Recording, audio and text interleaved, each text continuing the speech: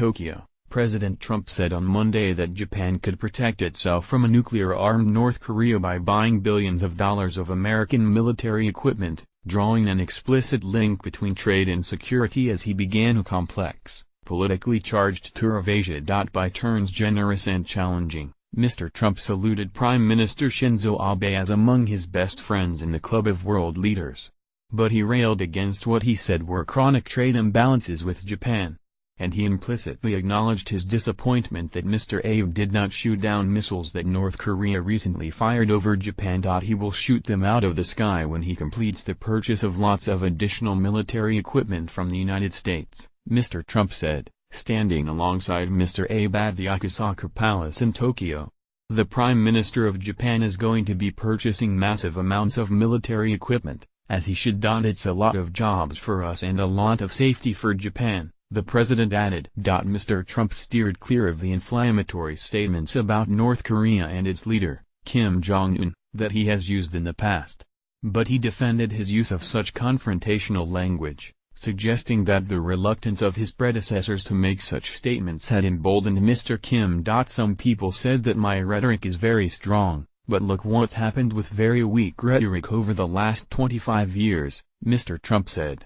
Look where we are right now. Continue reading the main story-related coverage. Trump opens Asia trip talking tough in campaign-style rally November 5, 2017. The subtle messages sent by who is, and isn't, joining Trump in Asia November 4, 2017. Trump's grueling Asia trip 5 nations, 12 days November 3, 2017. Mr.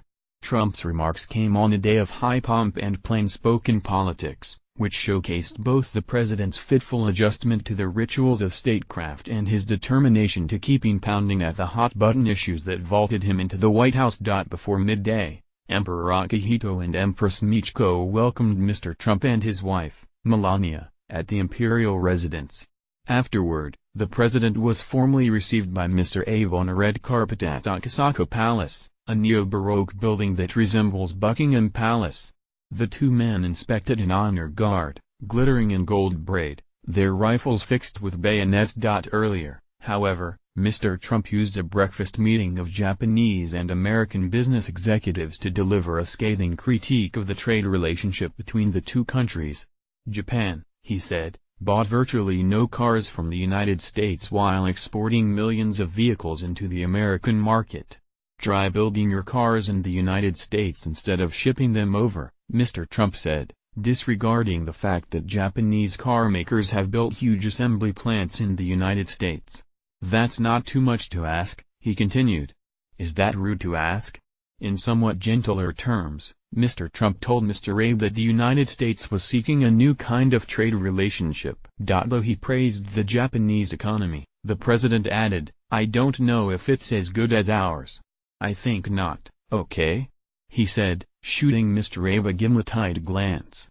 And we're going to try to keep it that way, and you'll be second. Still, Mr. Trump also showed a keen appreciation of the domestic politics of his host. At Mr. Abe's behest, the president met with the families of Japanese people kidnapped by North Korea, an issue that has deep political resonance among Japanese. At the news conference, Mr. Trump likened the plight of these families to that of the family of Otto Warmbier, the American college student who was imprisoned in North Korea for 17 months and died a few days after being returned to the United States in a coma-like state. Whether by design or otherwise, Mr. Trump, who has repeatedly rejected the idea of direct negotiations with North Korea over curbing its nuclear program, seemed to suggest his stance could change if Mr. Kim returned the Japanese people his regime had abducted. North Korea has said that most of the abductees are dead. Now the spotlight is on, and perhaps we could have some very good luck, and perhaps the regime itself would send them back, Mr. Trump said. I think it would be a tremendous signal if Kim Jong-un would send them back. If he would send them back, that would be the start of something. I think it would be just something very special if they would do that. Mr. Abe, for his part, played to his guests' appetite for ceremony and spontaneity. As the two leaders strolled to lunch in a private dining room overlooking a koi pond, they were each given a wooden box of fish food and a spoon. After a few moments of delicately spooning the flakes into the pond, a restless Mr. Abe tossed in the remains of his box, leading Mr. Trump to dump his. Mr. Trump and Mr. Abe then took seats at a long, low table on a floor covered with straw tatami mats. At the news conference, the Prime Minister referred repeatedly to Mr. Trump by his first name, Donald, recounting their meetings at Trump Tower in Mar-a-Lago, the president's Florida estate, and a dinner here on Sunday so enjoyable that he said they lost track of time. "How many hours of dialogue have we had?" Mr. Abe asked. "I believe there have never been such close bonds." Mr. Abe reacted mildly to reports in the Japanese media, which Mr. Trump implicitly confirmed during the news conference, that Mr. Trump was dismayed by Japan's decision not to shoot down missiles North Korea fired over Japanese territory in August and September. The missiles flew over the island of Hokkaido before landing harmlessly in the sea. In conversations with other Asian leaders, a senior American official said, Mr. Trump asked why a country of samurai warriors did not shoot down the missiles, which the North Koreans launched in defiance of United Nations Security Council resolutions. Mr. Trump did not directly address the issue on Monday, though he noted that over the weekend an American anti-missile system had shot down a missile fired on Saudi Arabia by Houthi rebels in Yemen. Japan had tracked the missiles North Korea fired over Japan, Mr. Abe said, and would have shot them down if they had posed a threat to Japanese citizens. Japan's American-made missile defense systems would have enabled it to shoot down the missile that flew over Hokkaido on August 29, though not a subsequent one tested on September 15.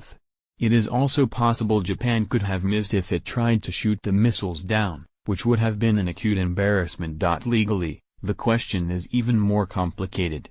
Japan can only intercept a missile if its citizens are in danger or if there is an attack on an allied country that could jeopardize Japan's security, said Noboru Yamaguchi, professor of international relations at the International University of Japan in Niigata. Since North Korea has so far only conducted missile tests, as opposed to launching missiles armed with live warheads, Japan does not have the legal right to intercept them. Moreover, said Mr. Yamaguchi, who is a retired lieutenant general in Japan's military, known as the Self-Defense Forces, the Prime Minister would need approval from Japan's parliament for any such action. Mr. Yamaguchi dismissed Mr. Trump's reference to samurai warriors as a caricature. "Samurais are quiet up until the last moment," he said. "And at the last moment, samurais do things decisively."